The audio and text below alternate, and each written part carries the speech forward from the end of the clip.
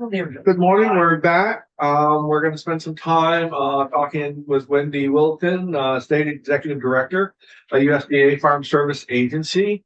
Um, I have, known Wendy for a long, long time and known what she does, but I don't know what she does. So I think Wendy, I'd like you just to give a brief introduction when you're ready, not only to yourself, but what do you do? And then we go from there. The Okay. floor is yours. Thank you, Mr. Chairman. Good morning, everybody. Morning. Great to see some familiar faces here, and Do you know, because you haven't, so let's. I did meet Senator Plunky. Senator Plunk. Yeah. Wendy Will, nice Yeah. to meet you. And I met Senator Major, We did. Senator Heffernan. Yeah. I have known this guy for a long time. Well, he's old. Rutland area. Yeah. Rutland, I was in. Older. He drinks formaldehyde for breakfast. I mean, that's a. Oh, goodness. Anyway, my name is Wendy Wilton. I'm the State Executive Director of Florida Farm Service Agency in Vermont. And there are two prime agricultural related federal agencies in Vermont, Farm Service agencies. One of them, the other one is NRCS, Natural Resource Conservation Service.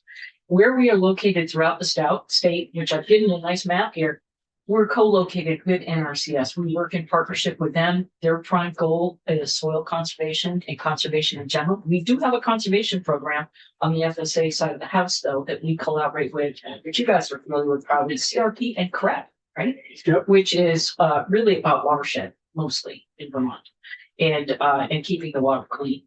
So, but the rest of the programs for Farm Service Agency are much more agriculturally, operationally based. Okay. So it's not so much what I do, it's what the staff really does. And if you look at this map, you can see in every one of your districts, there is a close office for FSA. So if you're getting calls from folks that are in farming and they have some issues, they probably will call the agency and they probably have a relationship with us as well.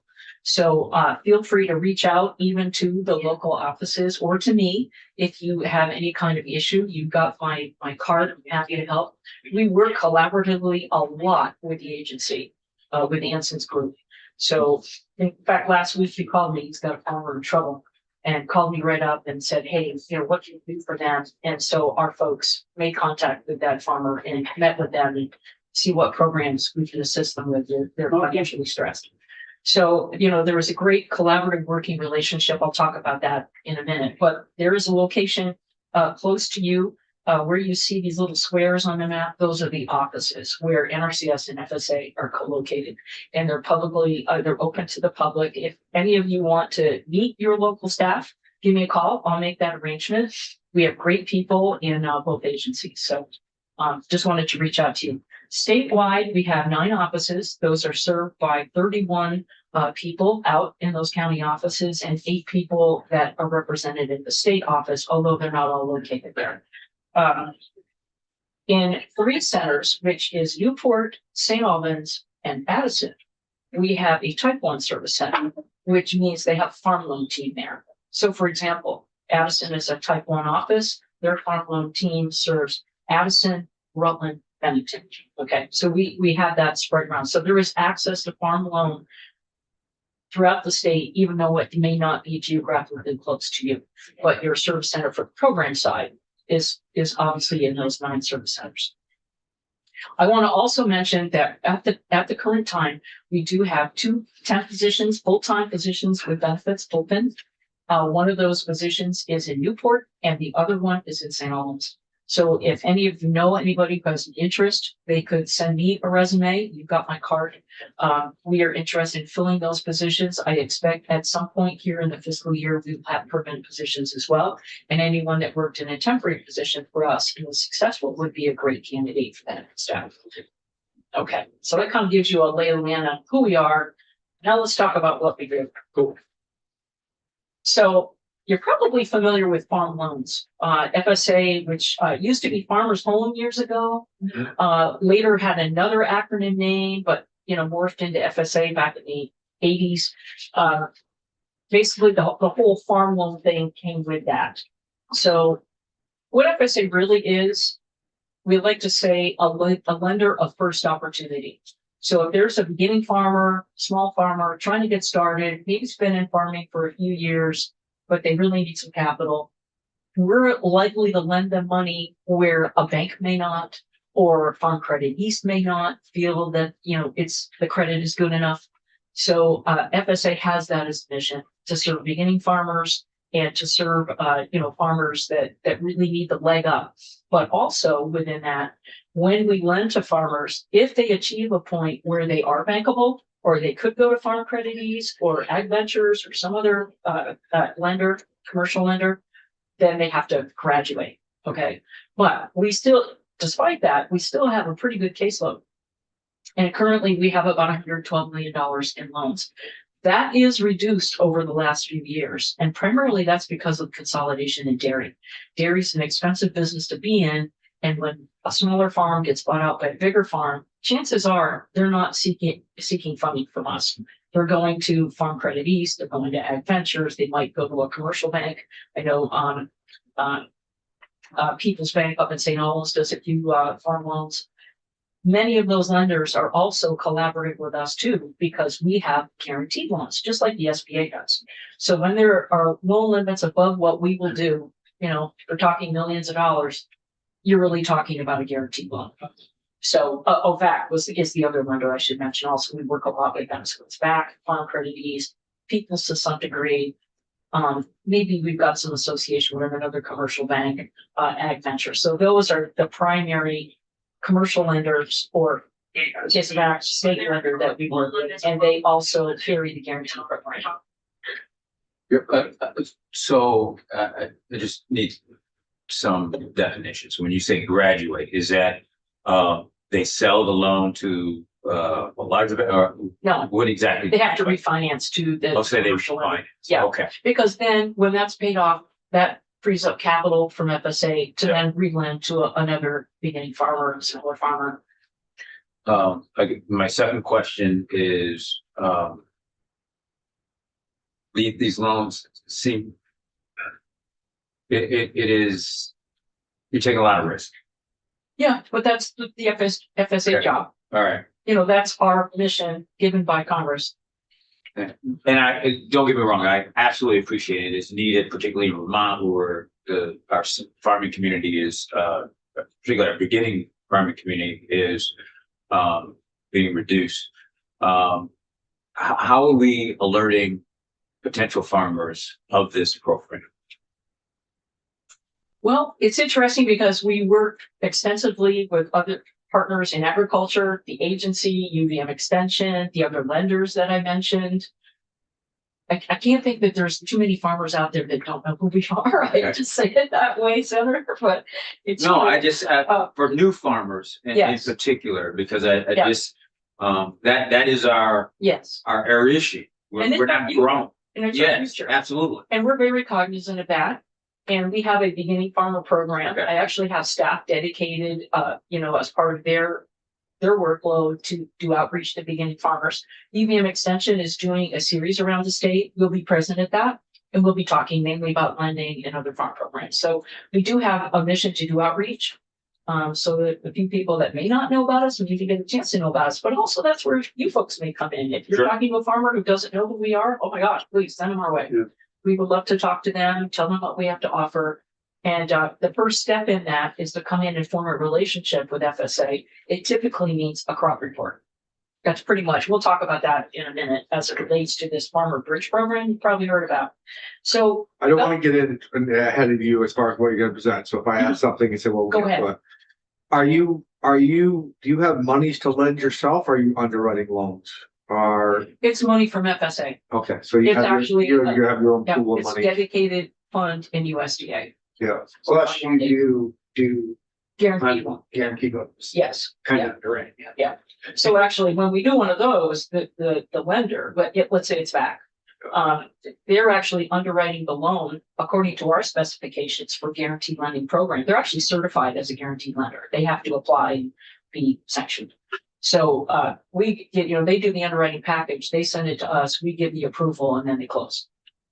Are you first money's in, last money's in, all the money's in, or all of the above? As far as on some of these programs that you're showing. We really expect in most cases that it's a shared opportunity. We're not going to fund 100%. Sure. You know, a lot of times it's collateral, you know, and making sure that we have collateral coverage. Mm. So, you know, there is an underwriting process. As you can imagine, there's handbooks about yay thick Yeah. on farm loan lending. Most our loans that are shown here, this 112 million, these are the direct loans, Yeah. direct from USDA. And is there one part of Vermont that seems to be receiving more, you know, like Addison County, Chittenden County, that might be showing that there's more growth in that county over some other because of new farming? Let me correct something for it. The guaranteed caseload is 66 million. That's part of the 112. So I included it there, but the direct loans are 45. It's interesting because I served in this role from 2017 to 2021, and now I came back again in May. And it's interesting, while the portfolio has reduced, it's amazing how close those three service centers are in terms of loan volume. But I would say that we've seen an overall reduction because of the consolidation in the dairy industry. Where we're seeing new loans is in very small vegetable operations. Yeah. Generally. Some small organic dairy stuff, you know, that kind of thing. But generally speaking, we're seeing a lot of growth in that area. Well, I think we're happy with that, as Senator Major said. I mean, it's the, you know, so small areas. And we seem to gravitate to that. The fight that we have in this committee seems to gravitate towards those small farmers to make them bigger farmers when it's all said and done. Yeah. Our lending rates are very good. They went down recently for the direct operating loan. So comparably, you know, we're favorable, which is a good thing for a beginning farmer. We also have emergency loans, and the drought we had this summer got so severe that it triggered emergency loans in terms of putting out emergency loans for farmers that needed help. So, for example, if somebody needed to drill a new well, we could do it through that emergency loan. Then after the farmer applies for another program on the program side, we could provide some funding to actually pay down or pay off that loan. So both sides of the house work together in that way, and I just kind of want to mention that. But an emergency loan, say somebody, and I wouldn't be surprised if we have people looking for that this year. The drought had a terrible impact on feed. We're going to have farmers, the farmer that I mentioned that was in distress, they're running out of feed. So that is where we need help now. But even though we are first opportunity or last resort, as some people might want to say, but our delinquency rate 2.2 is not bad. I mean, I worked in banking before I was treasurer of the city of Rutland, and maybe that's your path to, Senator. But you know what? A 2% delinquency rate is not bad. Yeah. And in terms of the national perspective, other states, our delinquency rates are very low in Vermont for this program. Amazing. On emergency loans, how long does it take it? Okay, I need to drill this well tomorrow. So I come to you for the loan. What are we looking timeline for the farmer? Like, It's a pretty quick turnaround on those. I want to say a week or two, probably Okay. is what that would be. The others, though, if we're talking a direct loan where you've got collateral that's real estate, you have environmental issues that you need to address, it takes a lot longer. I understand. I figured you were going to tell me once that the farmer needs to drill the well, pay for the well, then they get reimbursed. Or it's fast enough by the sounds they drill and get directly paid by the loan. Yes, it's meant to be that. And are most, when they come for the emergency loan, have they already set up with the FSA and are unknown? Members? What's Or- interesting is we actually don't do too many of them. Okay. You know, it's interesting to me. You'd think there would be a lot of need for that. I didn't bring any numbers with me to tell me, you know, what we have out there, but it's really only a handful, which is surprising given that. I think a lot of farmers maybe relied on the program side instead of looking at the emergency loan. I'm just mentioning it, it is a way of doing that with a loan first, get the well drilled, and then back in the program money later. Okay, so disaster program. I mean, my goodness, the last 2 years, well, now we're at 26, the last 3 years, you know, the 23 flood, the 24 flood, the 25 drought was really tough. We've only just started chipping away at the 25 drought. Most of the money you see here on this slide is really about the 23 and the 24 floods. And these programs came out, just one after the other, ad hoc programs to address these issues, because Vermont was not the only state that experienced some of this. Out west, it was severe drought with ranchers and, just terrible experiences with floods and heavy rains in other places. So, to date, with these programs, we put out over $10 million to Vermont farmers. Again, we've only just scratched the surface on the 25 drought. And the last program you see on this slide, SDRP, that is also still related to flood. And that was something that Congress passed a year ago in a huge bill that had disaster relief for the entire nation, particularly focused on agriculture. So already to date, even though we just started, getting applications this fall for that, we've already put out 3.6 million. So I want to go back to the questions that Senator Major first raised, because we're all kind of new in here, other than Senator Collmore has been here for a long time. You guys seem to do a lot, and your outreach is good. I mean, it really, really is. I mean, somebody knows how to find you and where to get to and all that. You feel comfortable that you're out there enough to that people are going to understand how to ring your phone or email you or text you and everything.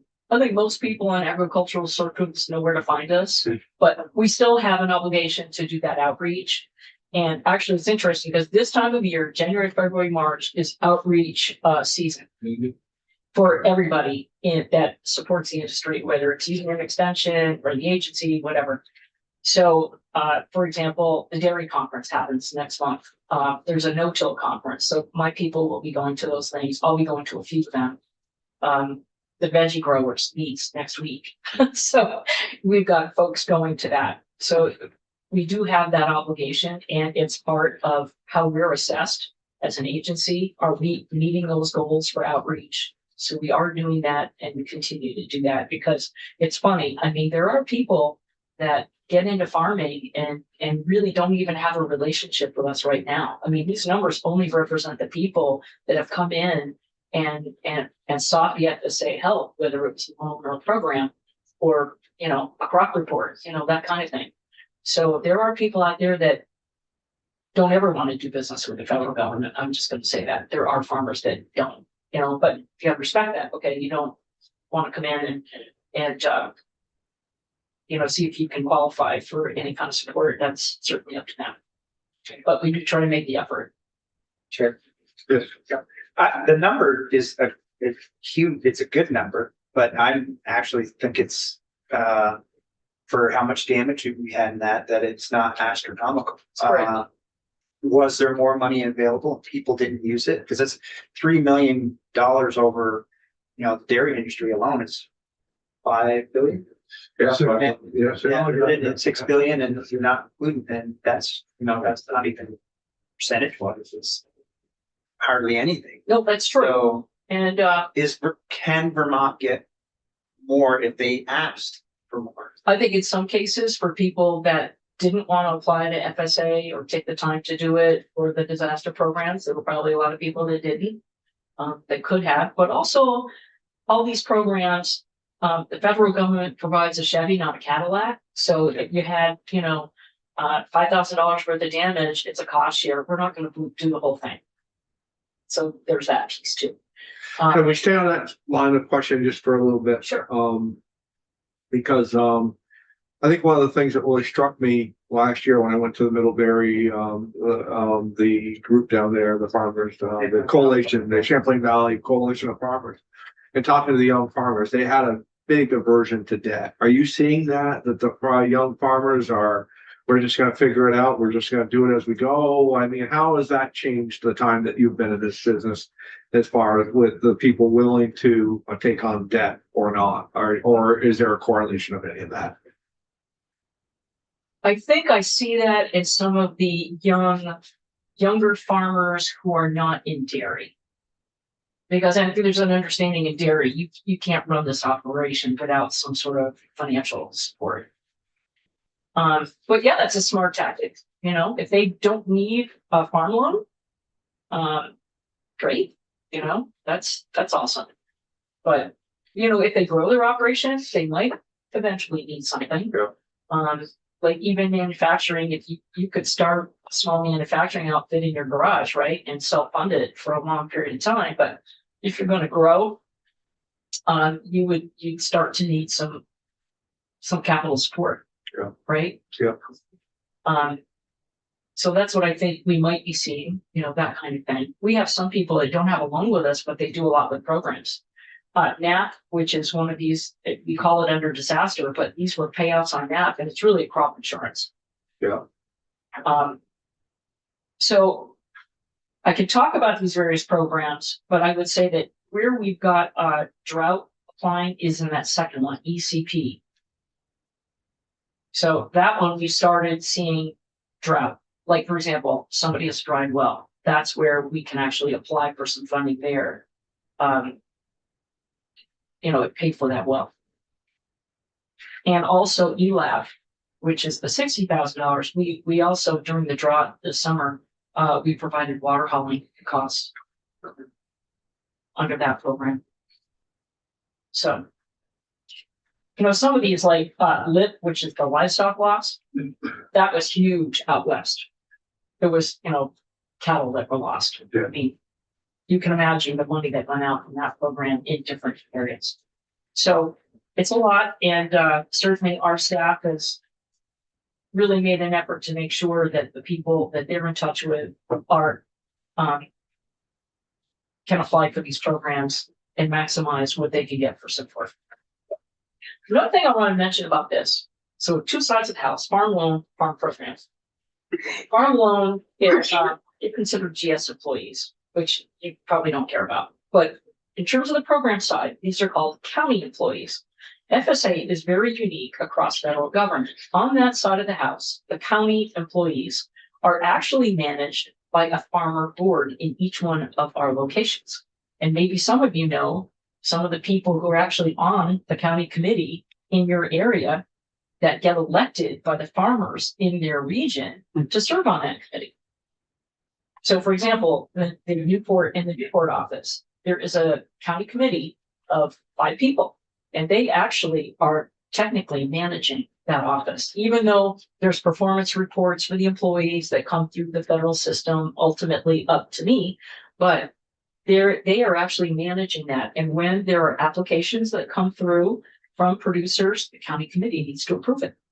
So there is a layer of community involvement on the program side, particularly for these disaster programs, that gets a second set of eyes by the producers in that region that understand what's happening. So this is a very unique thing in federal government. And So it's a great thing. they see denials in your claim if that board says, because they're literally boots on the ground at that point, Mhm. and go, we see that what they're saying is not actually. That could happen. Okay. And it can be appealed. Yep. There's appeal rights. Okay. So you probably heard about a couple of new programs. The first one you probably heard most recently is the Farmer Bridge Assistance. This was to address those agricultural industries impacted by tariffs, which is generally row crops, corn, wheat, soybeans, that kind of thing. The 11 billion in this, it's a total of 12 billion. 11 billion is for the row crops, 1 billion for specialty. The good news with this, it's intended to be a very fast moving program. Some of our programs, as you can imagine, with a county committee, prepare the docket, bring it to the county committee, they approve it. Takes a little while. This one, if someone submitted a crop report, which was due by December 19th for this program, and most of our farmers are reporting in the summer, in the spring and the summer when they plant. So if you have a crop report in and your crop is one of those that is in this program, there's a price per acre. All right. So essentially what USDA is going to do, and this is where USDA wants to move, we're going to apply that rate on the acres you planted, and we're going to set up a payment. So the only thing the producer has to do is receive that application, sign it, bring it to us, and then they're going to get paid. And those payments will start going out at the end of February. So this is designed to be a rapid payment to support those people, particularly for the upcoming plant season. Help us understand about in Vermont about the crop that would be affected by tariffs. because we seem to be more end users than we are as far as exporters. So just for the committee, tell us what that might be in Vermont. Well, I would say affected by tariffs in the past, certainly dairy was Okay, affected so by even, tariffs. okay. But dairy is not specifically in this Yeah. as a agricultural product that's going to be in this farm on ridge. But the dairy farmers who grow corn and soybeans will get a payment for this. Sure. Okay, even though it's corn silage or it's feed, it's still going to be considered on a payment basis because it is a commodity crop. Okay. I know that makes sense. It makes it seem, it's not like some person out in Iowa growing 1,000 acres of corn, but that is going to be the application of it. So we will see an impact to that here. I'm also thinking in terms of tariffs, maple. I mean, the Canadians basically have a cartel on maple, right? I mean, worldwide. And so the 1 billion in specialty crop, I'm hoping, nothing has been written yet. I don't have any promises. I don't have any intel. But I'm hoping maple might be a consideration for 1 billion piece on the specialty crop because of that. But we won't see that for another couple months. The other one, the American Relief Act, that again, this was the one that came out last year, which I showed you that we did $3.6 million so far in SDRP, and we're not even done phase 1, and there's another phase 2. So these are the two pieces, the ELRP, Emergency Livestock Relief, with flooding. This particularly was important for grazing and feed. So again, impacts dairy. SDRP was anybody that had phase 1, anybody that had crop insurance or NAP. This was an additional supplemental payment to go on top of it. Because again, these programs don't go 100%, reimbursing you for your loss. So this was additional. So even if you got a NAP payment, it was an opportunity to get an additional payment out of this act that was passed by Congress. Also in that act was the Small States Block Grants Program, which Vermont is one of those states. And our group has been working very closely with the Agency of Agriculture on that. They've been working also with people at headquarters down at FSA, at USDA in Washington on this. And so what I think you can be very proud of in your state, in our state, is that we have an Agency of Agriculture that works with all the other partners. Other states, actually, the Agency of Agriculture just said, we're not going to work with FSA. We're going to cover all the crop losses under this block grant. And that meant that those states couldn't use ELRP or SDRP to get relief out to farmers. And in Vermont, we didn't do that. We're working collaboratively. They're going to have a piece out of the block grant. And then we did these other things so that collaboratively we're able to maximize what we can do for our agricultural producers.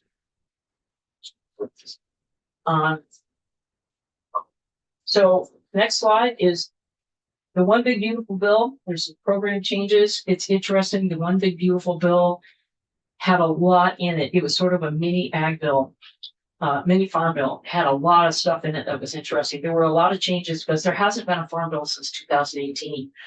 And Congress is pretty far behind on that because it really should be like every 4 years. So here we are, 2026. So there was an attempt to make some of the changes and updates that needed to happen in this bill. And two that we'll see impacts on, which are going to come pretty fast. Actually, the press release on DMC was yesterday.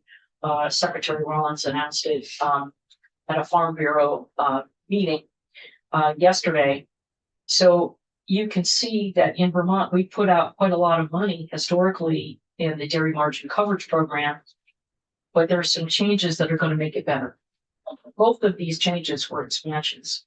On DMC, it was an increase from 5 million pounds to be covered to 6 million pounds. And for those that don't know, DMC is sort of a price protection program aimed at smaller dairy operations, not the big guys, because you have a limit here of 6 million pounds production annually. You are also able to establish a new production history. This is going to be important for farms that bought out a neighboring farm. Their production history has now increased.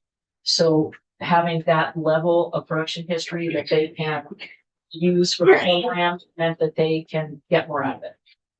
On ARC PLC, some people call this the corn payment. This nationwide, there were 30 million base acres added to what we can pay out on. So there's an increase in pricing, and an increased payment limit. So this will have a minor effect in Vermont. The changes in DMC, I think, will be more meaningful. Any questions on that? And then lastly, I will say, since I've had this position twice, I've been fortunate enough to serve USDA in this capacity. And the secretary that we have now, her name is Brooke Rollins. She's in her 50s. I think her kids are high school age, but she has traveled everywhere to support agriculture. She's got a lot of energy. She is very concerned about small farms. And there's a document that she put together, which I think is really good. There's a web link here. But I just highlighted some of the goals, which is supporting smaller farms, family farms. Part of the One Big Beautiful Bill was a change to the tax treatment of transitioning a family farm, which was critical. Because if it costs you too much to give your farm to your next generation, you may not do it.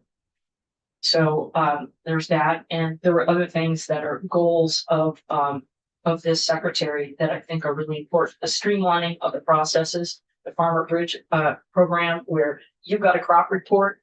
We know what the pricing is. We know what the payment's going to be. We get you the form, you sign it, and you're going to so much, really streamlined processes is where we really want to go. And the administrator for FSA, Bill Bean, who was the director of farm programs, he's actually a soybean farmer from Pennsylvania, but he has his goal in front of him that he wants to create a platform. They're already working on it to have your tractor, your smart tractor, when you're planting, you are going to have data on what you planted, and you can feed it into a platform and do your crop report at the end of your planting day on your phone. Technology. Yes. Precision agriculture. Yeah. So that's where things are kind of headed. I think that we're, over the next 10 years, we're going to see huge changes in some of that, which mean it's a lot less hand-holding in our offices and a lot more technology. Even since the time that I served in this position, I see that the employees that we have in FSA and NRCS, the bar for being a lot more technical has risen over time. And it's because of implementing some of these strategies. So we should be getting more efficient, and saving money. That's right. We've got a lot smaller footprint and a lot smaller staff than we did 10 years ago. Okay. Wendy, are Vermont farmers taking advantage of these programs? Because let me just kind of tell you, I mean, we're sitting in here trying to do everything we can do to protect Vermont farms. We've got a S60 bill that's farmers, an insurance program for loss. And the dollars that you're talking about here are astronomical dollars as far as when we look at them. And are Vermont farmers taking advantage of these programs? I think largely they are, but again, there's that constant need for us to do outreach. And again, there are going to be some people that probably won't because they don't want to do business with it. I've heard this from some farmers. I can think of somebody in Rutland County.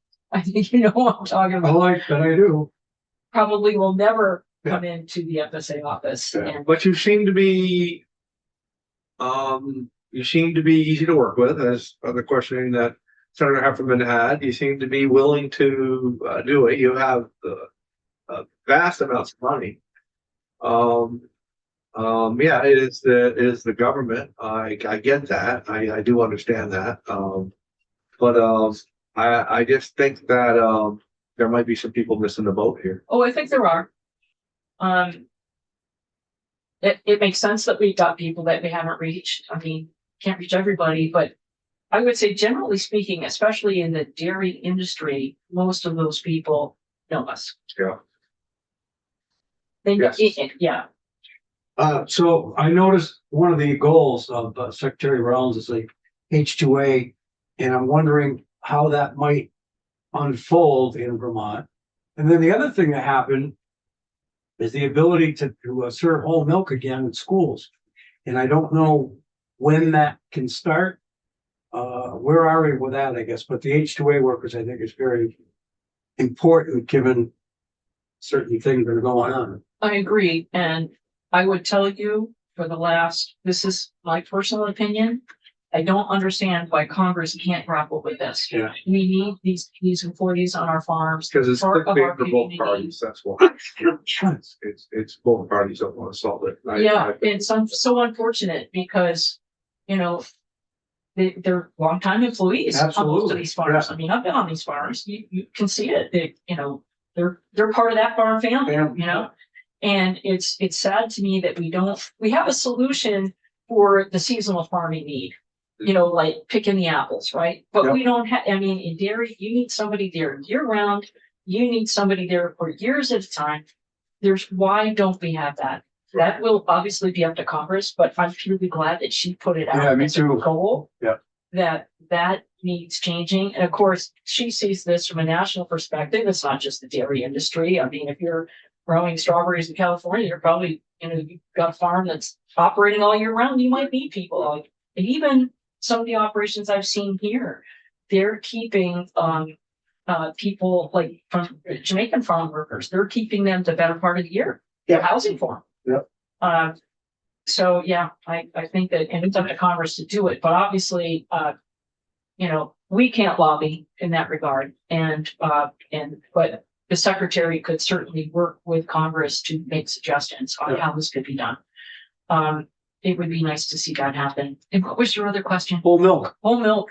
That has been a desire of, there's a congressman out of Pennsylvania, his name is Glenn Thompson, and he has been after that for a long time.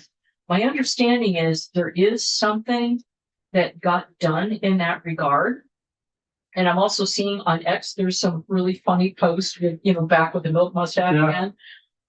I'll get back to you on that because I got to find out what that is. It might be through some of the funding from USDA for school lunch programs, Okay. but it's not my outfit, but I have a feeling that's where it might be. And we got a champion here for years in Bobby Starr. Yeah. Pushed to get Whole that milk done. is better. Yeah. Mhm. As old as I am, I drink whole milk. Well, nice, committee. Oh, great job. Thank you. Thank you. Thank you. Yeah. Thank you very much. Thank Yeah. you for having me. Oh, thank Any you other for coming in. questions? No, I just, I'm an easy reach. it seems like your whole organization is, and I just, I can almost see us being an advocate to make sure that, if anybody's having any funding, issues or wants or needs, why, if they haven't reached out to you, why haven't they? The amounts of money are staggering. It seems to be that it's, it's available. So Yeah, and we're I hoping. hope we're taking advantage of it. And we're hoping on the 23-24 flood that the agency will have its program with that block grant that will help fill in some of the gaps that we could not. Right. And, so there's that hope too. Again, trying to get there to close as we can to 100%, Do states partner with you? I know you say that you work with, the Agency of Ag close in the state of Vermont, but, are they sending basically referrals to you, or I guess I'm just on this thing that I see this massive amounts of dollars being there, and I just want to make sure that Vermont farmers are aware. And I'm not saying that there's a underperformance on anybody's part, or I just want to make sure that farmers are aware. Yeah. Well, usually from the agency or us with the agency, it's someone who's in trouble. And we're very collaborative on that. They do outreach, we do outreach. Again, there's a lot of partners. And we're present in most of that. Like you mentioned the Champlain Valley Farmers Coalition. I'm going to that meeting Yeah, after we'll next. see you there. Yep. And there's one in Franklin County also in February. So yeah, this January to March is event season. Yeah, It's when the farmers have time. yeah. And I guess the farm show is going to come back next year in Really? 2027 is what I saw. They weren't able to get it together for this year, but that would be nice to see the Vermont Farm Show come back at the end of January. Usually it was at the fairgrounds. I'm happy to help any of your constituents that may Great. have an agricultural question, need, concern. Yeah. And any of our people in our offices are great. They have a passion for agriculture. Many of them have farming in their background, or they're currently farming today. My district director is a maple producer. He's got a great maple operation. So, you know, a lot of them are in it anyway. Well, we're gonna keep you covered, so. Okay, Thank you. Thank you. Question, sure. what's the funding look like for off the farm housing, on the farm housing and technical support through the USDA? That would reside with Rural Development, which is a sister agency to mine. And they do have, it's a New Hampshire, Vermont jurisdiction. Correct? Yep. Patrick Supranowitz is the executive director for the two states. And So a farm new housing is person usually there, for them. a new person in that department? No, I haven't heard that name before. yeah, because he's the state director for the two states. I've been trying to